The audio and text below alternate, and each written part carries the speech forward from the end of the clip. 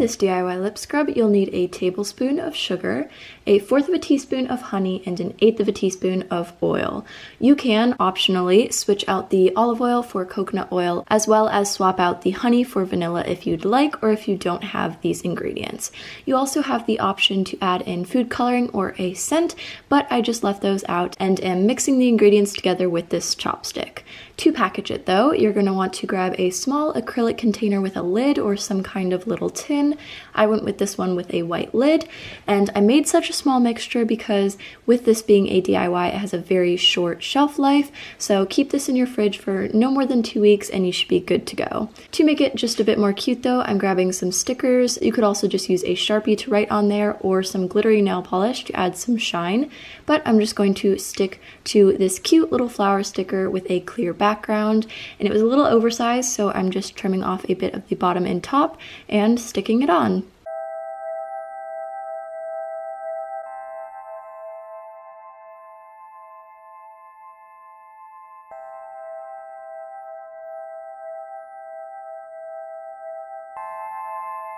To make homemade hot cocoa mix, you'll need some kind of container that you can put a sieve over to sift your ingredients, which will be 1 part cocoa powder and 2 parts sugar. Depending on how big you want your batch to be, you'll just need half the amount of cocoa powder as sugar, and that is the main base for this.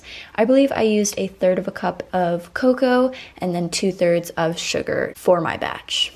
Once those were all sifted, I just mixed the two together, and this is the most plain, basic combo you can have for your hot cocoa. For storage, I grabbed 3 small glass jars and then evenly distributed the mixture between those, and I'm going to add different flavors to each one of these. So the first one, I'm using cinnamon, about a tablespoon of it in this jar. Second one, I'm taking some small candy canes, putting them inside a Ziploc bag and pounding them up into small bits. That turned out to be, again, a tablespoon. And then the last one, I'm just putting in some semi-sweet chocolate chips, which I find makes a really rich, thicker taste. So if you want it to be extra chocolatey, the chocolate chips are definitely my favorite. After that, I'm just adding on each of the lids, and to label them, I'm going to use a couple different methods. First, I'm handwriting cinnamon on this canning label. The second one, I am using some lettered stickers to spell out cane. And then the third, I'm just using my label maker to put on chalk chips. And you're done.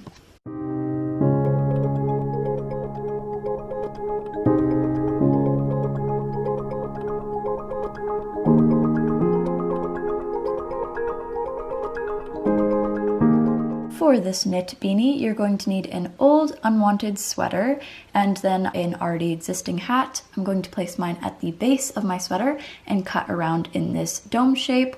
Removing it, I'm going to just even it up a little bit to make it symmetrical. Once that's done, I'm grabbing this huge plastic tapestry needle and threading some yarn onto that, flipping my pieces good side to good side.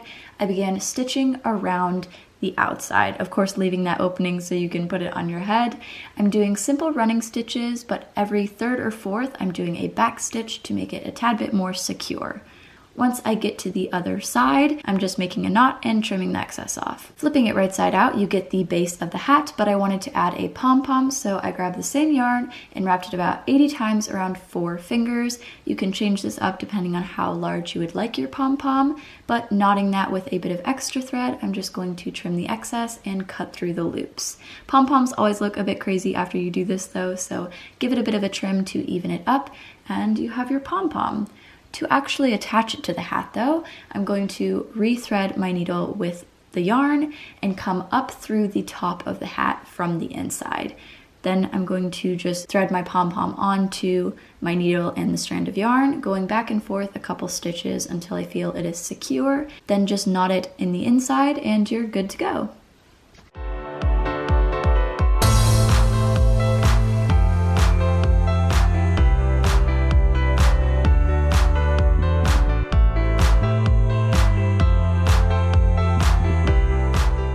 To make this embroidered rice pack, you're going to need some kind of material. I'm using denim because I find that it holds in heat really well, and then you're going to need to mark your size. I'm doing a 6 by 12 inch one, but you could do a huge back heating pad or some really small ones to use as hand warmers in your jacket pockets. whatever you would like. Just make sure that both of your pieces are exactly the same. Then grabbing some embroidery floss and a needle, I'm threading my needle with all 6 strands of this green to start at the top corner and do a vine stitch. So I'm going to go right next to the initial incision, and then before pulling completely through, I'm going to bring my needle up in between the two and then pull through, continuing this so that there are no gaps. I did about 7 stitches before I started to make tiny little single stitches out from the sides of this as little branches. Once I was done with 6 of those, I knotted it in the back and grabbed my yellow embroidery floss that I split into 2, so I was using 3 threads, and began what I call lazy French knots. So I'm coming up and then wrapping my needle around the thread 3 times before putting it back down next to that, but instead of pulling it tight like you usually would, you're going to want to leave it a little bit loose so that you can see the strands of the thread. I find that this gives it more of a petal look. I did normal French knots on the other side though, so choose whichever you'd like. I did blue on the lighter piece of material, but to actually put these together, I'm grabbing my sewing machine and threading that with some white thread, and then I put the 2 pieces good side to good sides. The back of the embroidery was facing out, and then sewed all the way around, just using a small running stitch, of course leaving an opening so that we can fill it. After flipping it right side out, I just pushed the corners with a ruler. Next, I grabbed the cheapest rice that I could find at the store. This was only a couple of dollars, and I had quite a struggle trying to fill this up. I couldn't really angle the bag properly, so I tried to use this funnel, but it turned out to be too small. I ended up just dumping that from the funnel into the bag, and once I had some rice in it, it was a lot easier to just use the bag normally. I still made a complete mess. Oh my gosh. But it ended up working. And once it was full, I threaded my needle and hand sewed a ladder stitch to close up that opening, going from side to side, pulling it tight. After making a knot at the end, you're done. To heat this up in a microwave, you're going to want to put it in there for about 1 to 3 minutes. It depends on your microwave. Some are a lot stronger than others. But if you'd like to use the oven, just preheat it at 250 degrees and then set your rice pack inside of a baking dish for about 15 minutes. And my favorite way to use this is at the foot of my bed.